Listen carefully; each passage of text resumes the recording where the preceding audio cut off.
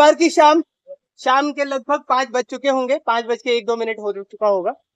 और साहित्य का ये पेड़, मैं वही, जगह वही, पर इसके बाद बदलाव होगा जो हमेशा होता है। कुछ चीजों के लिए जैसे पुल वही रहता है, हर पुल पार करने वाले के लिए पुल नहीं बदलता है, पथिक बदलते हैं। ठीक वैसी ये वाली स्थितियां हैं। यहाँ ये लोग हैं कि ये जगह, ये शाम, यहाँ के लोग, थोड़ा बहुत मैं तो वही हूँ, पर इसके बाद जो भी आएंगे वो बदले हुए होंगे, वो पथिक बदला। साहित्य के इस पेड़ के नीचे हर रविवार शाम 5 बजे, सर्दियों में 5 बजे, गर्मियों में 6 बजे। होता क्या है कि यहाँ पर चलते फिरते हर रविवार को हम अपने ही बीच के किसी रचनाकार को, किसी क्रिएटर को बुलाते हैं, उनको सुनते हैं क्या, यहाँ से ज्यादातर फिलहाल तो कविताएं कही गई हैं, आगे और भी विधाओं में बात कही जाएंगी, रखी जाएंगी, नाटक हो सकता है, कुछ भी हो सकता है, पर फिलहाल के लिए साहित्य के इस पेड़ के नीचे से रविवार की शाम 5 बजे हर रविवार को एक रचनाकार आते हैं जो हमारे आसपास के ही होते हैं, हमारे समय के होते हैं, और अपनी नजरों से वो जैसे दुनिया को देखते हैं वो उसको दर्ज करते हैं और यहाँ आकर अपनी बात कहते हैं। यानी कि कविता होती है यहाँ से हर रविवार शाम 5 बजे। हमने उसको एक नाम दे दिया है बस कहने के लिए, ताकि एक पाठ की तरह वो याद हो जाए, जिसको हमने नाम दिया है सीधी सादी कविता। 3 शब्द हैं और अपने आप में ये इतने सीधे साधे हैं कि इसके शब्दार्थ के लिए आपको पीछे पलटकर पन्ना नहीं देखना पड़ेगा कि सीधी सादी और कविता का मतलब क्या होता है। हम सब इतने समझदार तो हैं, एक ह्यूमन, एक इंसान होने के नाते, कि हम इन 3 शब्दों का अर्थ जान लें। तो हर रविवार को यहाँ पर होती है सीधी सादी कविता, और ये मैं हर इसलिए कह रहा हूं क्योंकि आज की जो ये शाम है, आज का जो ये पड़ाव है, ये 81वां पड़ाव है, 81st, यानी कि इससे पहले 81-80 रविवार और कोई ना कोई रहा है, कोई ना कोई हमारे बीच से रहे हैं, जो यहाँ आते गए हैं, अपनी कविताएं, अपनी रचनाओं को हमारे बीच रखते गए हैं, हमसे बात करते गए हैं, हमसे जुड़ते गए हैं। आज जो भी शख्स मेरे बाद यहाँ आएंगे वो अपनी कविताओं को 81वें पड़ाव पर लेकर जाएंगे। ये गिनती बढ़ेगी, मुझे भरोसा है, सुनने वालों पर भी और सुनाने वालों पर भी। बस इतनी सी बात थी जो मुझे आप लोगों को कहनी थी। बहुत ज्यादा वक्त नहीं लूंगा मैं आप लोगों का, क्योंकि उससे ज्यादा जरूरी और अच्छी बातें मेरे बाद व्यक्ति जो आएंगे वो कहेंगे। हाँ, उनके बाद कोई नहीं आएगा। ये इत्मीनान की शाम है, तो जो भी यहाँ सुन रहे हैं या जो भी सुनाने आएंगे, इत्मीनान से सुनिए और सुनाइए, क्योंकि इसके बाद ना कोई आएगा और ना कोई, जाना तो सभी को है, जाएंगे अपनी अपनी जगहों पर हम, पर फिलहाल के लिए कविता सुन लेते हैं। उसके बाद थोड़ी देर के लिए मैं और लौट कर आऊंगा, आखिरी वक्त में कुछ और बातें कह दूंगा, जानबूझ के बीच में काट के जा रहा हूं कुछ चीजों को। लौट कर आएंगे, आपसे जुड़ेंगे, मैं जुड़ूंगा। तब तक के लिए मैं यहाँ पर एक व्यक्ति को छोड़े जा रहा हूँ जो हमारी 81वीं शाम के रचनाकार है, क्रिएटर है, कवि है, यहाँ के लिए, इस जगह के लिए। उनको सुनते हैं, उनकी कविताओं को सुनते हैं, उनसे बातचीत भी करेंगे, पर जब वो यहाँ से आपकी तरफ वापस चले जाएंगे तब, ताकि यहाँ का जो समय है वो उतना ही बरकरार रहे और बना रहे। तो मुझे लगता है इतनी बात बहुत है मेरी तरफ से। और एक बात और, वो मुझे मेरे दोस्त भी हैं और उनके एक और दोस्त जो कि मेरे भी दोस्त हैं, उन्होंने मुझे आकर कहा कि वो बहुत नर्वस फील कर रहे हैं। तो तो तो अब हम लोग क्योंकि परिवार के सदस्य हैं और हिस्से हैं, तो अब हम लोगों की जिम्मेदारी है कि उनका जो ये भाव है, ये भावना है, इसको कैसे छू मंतर करना है। अब ज्यादा हो जाएंगे नर्वस। हाँ, तो वो देखना है कि कितनी नजरों से उनको देखा जाए कि वो सहज महसूस करे, कैसे उनको सुना जाए कि वो और सहज महसूस करें। ये मजाक की बात है, मैं जानता हूँ कि जब वो अपनी कविता कहेंगे तो बहुत बेहतरीन कविताएं कहेंगे। तो ऋषभ भाई, स्वागत है आपका साहित्य के इस पेड़ के नीचे। बहुत शुक्रिया। एक सेकंड के लिए ये कुछ मैं जोड़ दूं, आप ताकि आराम से अपनी बात कह सकें। ठीक है जी। मैं रोशन भाई की बात से पूरी तरह से सहमत करता हूं कि बहुत सारी चीजें लिख लेनी चाहिए, क्योंकि मैं भी घर से जब निकला था तो कुछ सोच के आया था कि कुछ ऐसा बोलूंगा, कुछ ऐसा बोलूंगा, और अब इस समय जब यहाँ पे खड़ा हूं तो सब कुछ ब्लैंक है, वॉइड। इस समय जो भी निकलेगा वो सिर्फ दिल से निकलेगा। पिछले कुछ 1-2 सालों में बहुत सी चीजें छूट गई, कुछ लोग छूट गए, कुछ विचार छूट गए, कुछ थोड़ा सा मैं भी छूट गया, और उसके साथ वो कविताएं भी छूटी। आज रोशन भाई की वजह से और आंटी की वजह से। आंटी कहाँ है? वो जो दीपक बुझने से पहले एक लौ फड़फड़ाती है ना, एक बहुत तेजी से जलती है, ये वैसा ही मौका उन्होंने मुझे दिया है और इसके लिए उनका तहे दिल से धन्यवाद। तो जो बहुत सारी चीजें छूटी हैं, उन सब छूटने के पीछे कई बार हमें इंतजार होता है कि क्या पता वो चीज वापस आ जाए, क्या पता हमें किसी तरीके से वो एक और बार दोबारा उसके साथ वो मौका, वो एक क्षण बिताने का मौका मिले। और वहीं पे एक बार ऐसी बार आती है कि जब हमें उसका और इंतजार नहीं रहता, जब हम छोड़ देते हैं। तो इसी बात को आगे बढ़ाने के लिए मैंने एक कविता लिखी थी और जो मैं आपके सामने सुनाऊंगा।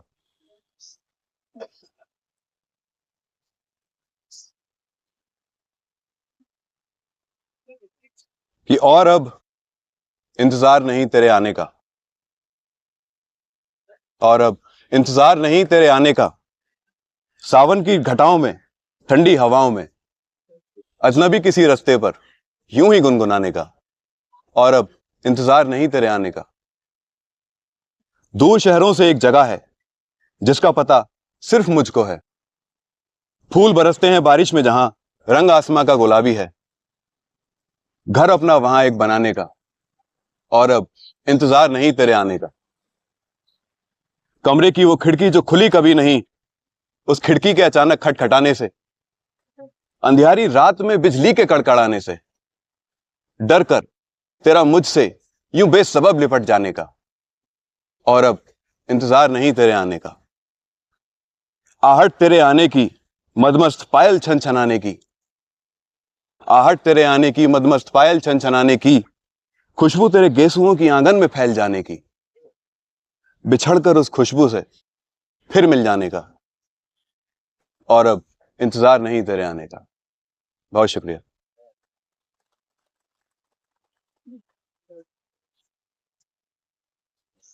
तो जब मैं लिखता था तो मुझसे अक्सर मेरे दोस्तों ने, जो भी मेरे जानने वाले हैं, उन्होंने मुझसे पूछा कि तू लिखता क्यों है। तो उनके इस सवाल का जवाब मैंने अपनी एक कविता के थ्रू दिया है, जिसका नाम मैंने लिखा है तो लिखा करता हूं। सुनिएगा। कि रफ्तार सांसों की हो रुकी रुकी, दिल पे ठहरा कोई बोझ हो। रफ्तार सांसों की हो रुकी रुकी, दिल पे ठहरा कोई बोझ हो, आंखों में उतरे जब समंदर, तो लिखा करता हूं। शब्द जबान से ना उतरे, होठों पे जब एक कंपन हो। शब्द जबान से ना उतरे, होठों पे जब एक कंपन हो, कलम उतावली हो जाए, तो लिखा करता हूं। बारिश भी जब जब प्यासी हो, फूटे ना आंसू नदियों के। बारिश भी जब जब प्यासी हो, फूटे ना आंसू नदियों के, मन में उठा कोलाहल हो, तो लिखा करता हूं। बात कोई दिल पे लग जाए जब, बात कोई दिल पे लग जाए जब, ठेस प्रतीत हो शूलों सी, मरहम दिल को जब देना हो, तो लिखा करता हूं। तो लिखा करता हूं। बहुत शुक्रिया।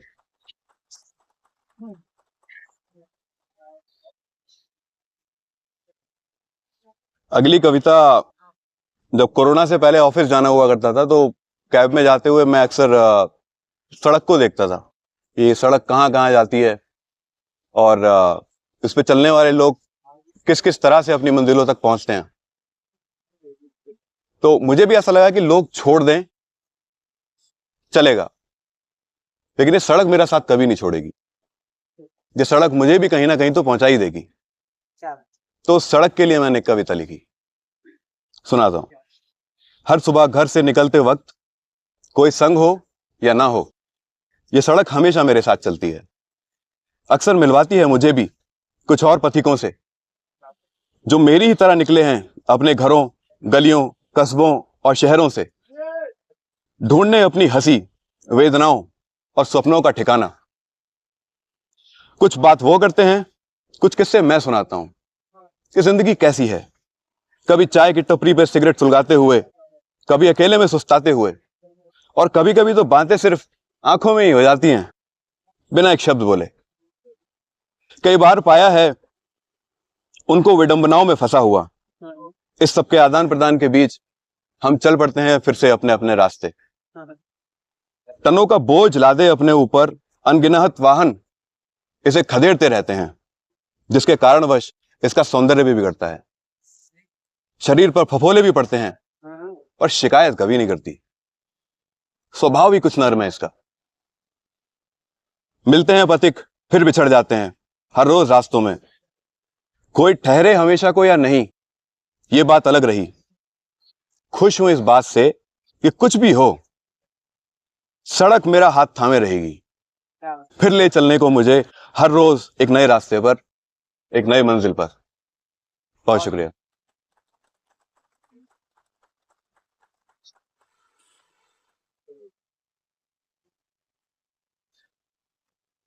अगली कविता उनके लिए जो छोटे लोगों को जनरली जिनको दबा लिया जाता है, वो उनको कुछ नहीं समझते। जब उनका मन करे वो उनको रौंद देते हैं। तो ये कविता उनको मेरा जवाब है कि खूंखार इस शहर में अमन की शम्मा लिए चलता हूं। खूंखार इस शहर में अमन की शम्मा लिए चलता हूं। यूं तो मैं मोम हूं, पिघल जाऊंगा। यूं तो मैं मोम हूं, पिघल जाऊंगा। सीने में वरना दिल पत्थर का लिए चलता हूं। सीने में वरना दिल पत्थर का लिए चलता हूं। तू होगा धनी कुव्वत का, आ लगा बाजी। तू होगा धनी कुव्वत का, लगा बाजी। मैं माद्दा मात खाने का लिए चलता हूं। मैं माद्दा मात खाने का लिए चलता हूं। हवाओं के रुख से नहीं मतलब कोई, गढ़ ठान लिया मैंने। हवाओं के रुख से नहीं मतलब गढ़ ठान लिया मैंने। चीर कर तूफानों को भी आगे बढ़ने का इरादा लिए चलता हूं। मुझे आंकने को लगेगा एक अरसा तुझे। मुझे आंकने को लगेगा एक अरसा तुझे। मैं प्याले में समंदर लिए चलता हूं। मैं प्याले में समंदर लिए चलता हूं।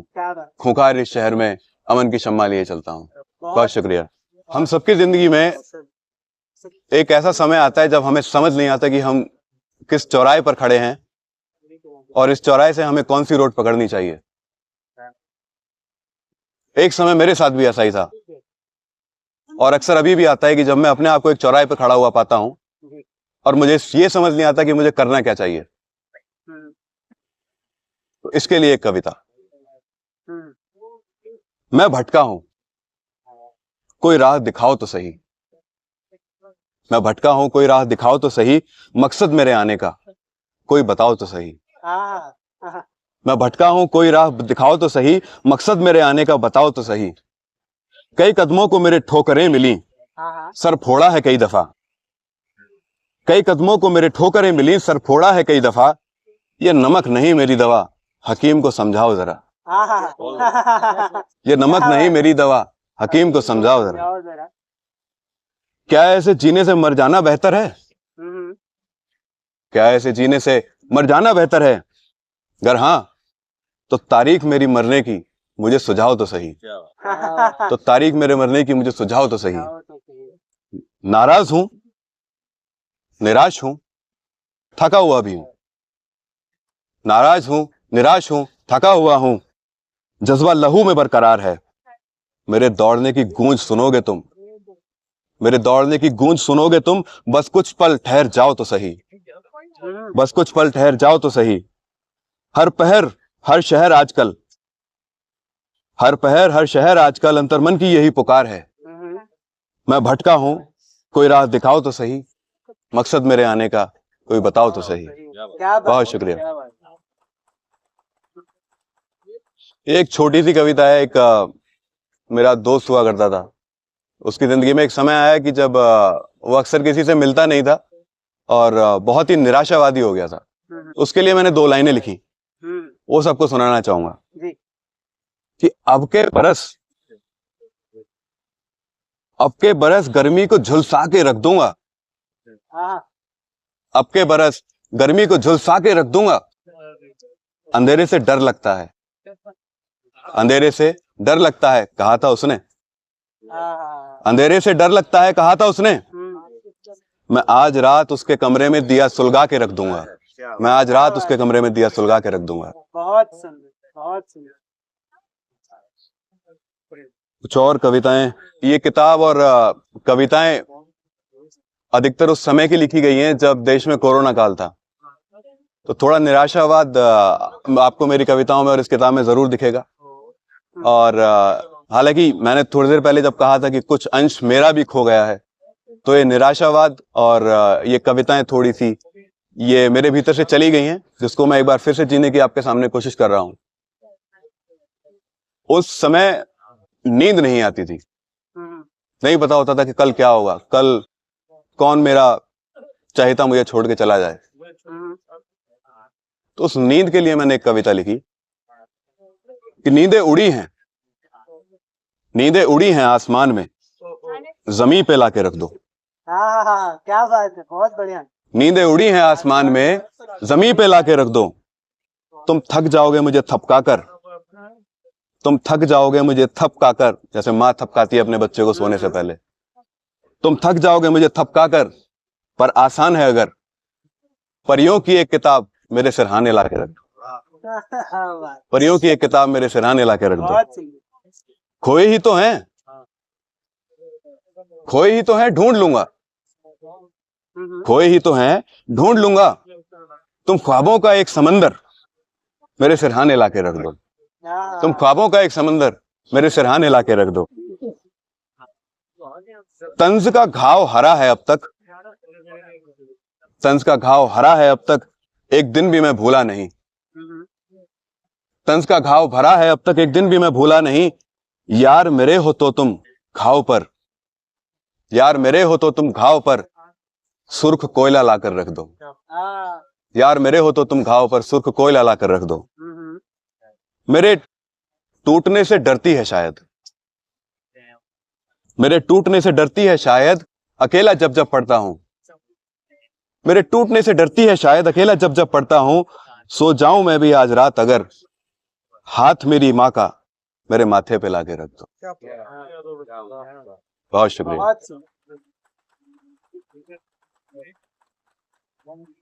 दो कविताएं और आज की शाम। बिल्कुल। अजीब एक शोर है, अजीब एक शोर है, आज सन्नाटे में जोर है। बहुत सुंदर, फिर से। अजीब एक शोर है, आज सन्नाटे में जोर है। हर घर क्यों है चिल्ला रहा, जैसे रहता इसमें कोई चोर है। क्या बात है, क्या बात है। अजीब एक शोर है, आज सन्नाटे में जोर है। हर घर क्यों है चिल्ला रहा, जैसे रहता इसमें कोई चोर है। कत्ल फरेब की राह अब ऊंचाइयों की डोर है। क्या बात है। कत्ल फरेब की राह अब ऊंचाइयों की डोर है, पर सबसे मस्त कलंदर चैन में अघोर है। पर सबसे मस्त कलंदर चैन में अघोर है। शहरों में है दम घुट रहा, तो चला दिशा किस ओर है। शहरों में है दम घुट रहा, तो चला दिशा किस ओर है। देख पलट तो सुन जरा, गांव में गाता मोर है। देख पलट तो सुन जरा, गांव में गाता मोर है। हर मुंह पे गाली, हर मुंह पे गाली बेबात ताली। हर मुंह पे गाली बेबात ताली, और जेब में करोड़ हैं। आसान झूठ की बात अब पर सच की कठोर है। क्या बात है, क्या बात है। आसान झूठ की बात अब पर सच की कठोर है।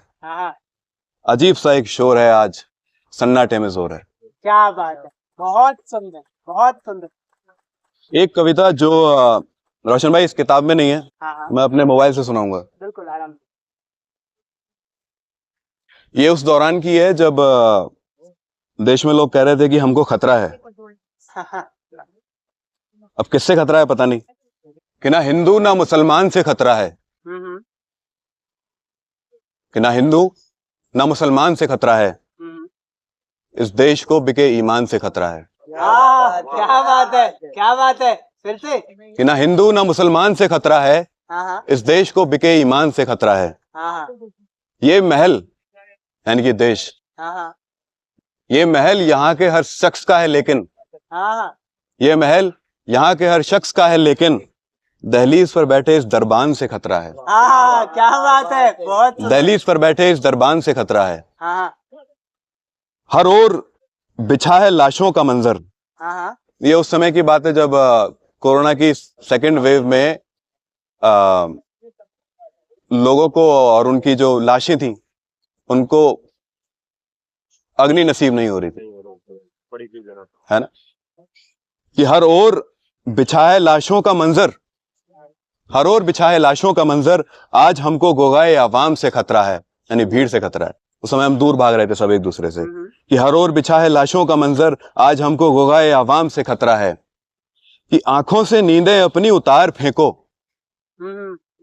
अंधभक्त, आंखों से नींदें अपनी उतार फेंको, कातिल से अब यहाँ हर गाम खतरा है, हर गाम यानी हर कदम खतरा है।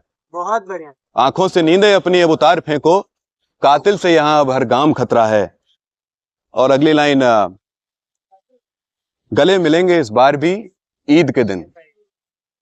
रोशन भाई, आमिर, गले मिलेंगे इस बार भी ईद के दिन, न हमको तुमसे न तुमको हमसे खतरा है। बहुत शुक्रिया। बहुत कुछ और अगर कहना चाहें तो, वरना फिर आप आइए ना। जी, ये चाय आपकी हुई, अरे बहुत धन्यवाद। और ये माइक देना पड़ेगा वरना शो जाएगा उस तरफ। जी, ये थी आज की कविताएं ऋषभ भाई के जरिए, उनके चश्मे से कि कैसा दिखता है, उनके चश्मे से ये संसार, ये दुनिया कैसे दिखती है, उन्होंने हमें बताया और हमने सुना, अच्छे से सुना, बखूबी सुना। इसके लिए बेहद शुक्रिया आप सब लोगों का। वही जो मैं हर बार कहता हूँ कि शरीर के ये दो अंग, ये जो दो कान है हमारे, ये इस बात के गवाह है कि ये जो मुंह है ये कुछ कह सकता है। सुनने वाले हैं तभी कहने वाले हैं। बेहद शुक्रिया सुनने वाला होने के लिए। यहाँ सुना आपने, जिंदगी में और कहीं भी सुन सके हो तो किसी को भी सुनिए, अपनों को सुनिए, खुद को सुनिएगा, वो ज्यादा बेहतर है। तो सुनने वाले जब तक रहेंगे तब तक कहने वाले बचे रहेंगे, कविताएं बची रहेंगी। आज की शाम ऐसी ही थी। अगले रविवार फिर मिलेंगे किसी नए रचनाकार के साथ, नए कवि के साथ, उनके चश्मे से देखेंगे दुनिया कैसी है। ऋषभ भाई अब एक तरीके से हम लोगों के बीच है, अभी तक तो ये थोड़े से अलग थे अपनी बात कहने के लिए। हम उनसे उनके सवाल और भी अगर कुछ कहना चाहें तो उनसे कहेंगे, पर उससे पहले ये महफिल बर्खास्त हो, उससे पहले दो चीजें होती है जो हम करते हैं, इस बार भी करेंगे, कि ऋषभ भाई जो यहाँ आए, हमारी शाम में शामिल हुए, यूं तो एक श्रोता के तौर पर अक्सर वो यहाँ होते हैं, पर आज एक वक्ता के तौर पर थे, इस तरफ थे, तो इस परिवार का हिस्सा हुए ही वो पहले से भी और अभी भी हो गए। तो उन तक हमारी तरफ से एक यादगार कोई तोहफा पहुंचे, और हम सब ने एक दूसरे को सुना, ऋषभ भाई को सुना, मुझे सुना, आपने आपस में एक दूसरे को तोहफा देते, वो आप तक पहुंचे। आप लोगों का तोहफा होता है एक बुकमार्क, जो कि ऋषभ भाई की ही किसी कविता का एक अंश होता है, जो एक सुंदर से बुकमार्क के तौर पर डिजाइन किया जाता है, और ये आप लोगों के लिए होता है, हम सब की तरफ से होता है। इसे लीजिएगा और अपने साथ अपनी किताबों में रखिएगा। पर उससे पहले ऋषभ भाई तक उनकी जो ये चीज है, उनका जो ये तोहफा है हम सबकी तरफ से, वो पहुंच जाए। तो ऋषभ भाई पर मैं चाहूंगा आप वापस यहाँ आए, और राधे श्याम से प्लीज आप मुझे यहाँ ज्वाइन कीजिए। आंटी एक बात ये बहुत शुक्रिया। लेकिन तब तक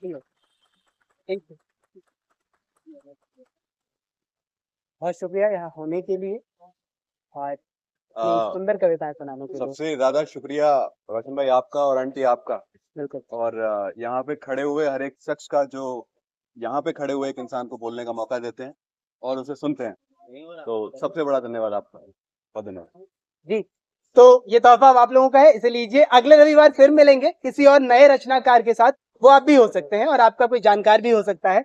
तो अगर इसी तरीके से, इसी माहौल में कविता कहने का मन हो आपका या आपके किसी जानकार का, तो यहाँ उनको कहिएगा, उनसे बताइएगा कि इस तरह की कोई महफिल है जो हर रविवार को जमती है। अभी तक शायद हम लाइव हैं, तो लाइव में भी जो लोग सुनेंगे इसे, उन तक भी ये जानकारी कि अगर कोई दिल्ली में हो, मंडी हाउस में हो, तो यहाँ पर ये महफिल हर रविवार को जमती है, पर बहुत अचानक नहीं होती है। तो कम से कम एक हफ्ता पहले बता दें यहाँ अगर आंटी होती हैं तो उन्हें, कि आप कविता कहना चाहते हैं। और खुशकिस्मती से यहाँ ऐसा होता है कि हर एक या दो रविवार तक कोई ना कोई ऐसा होता है जो आने के लिए तैयार होते हैं।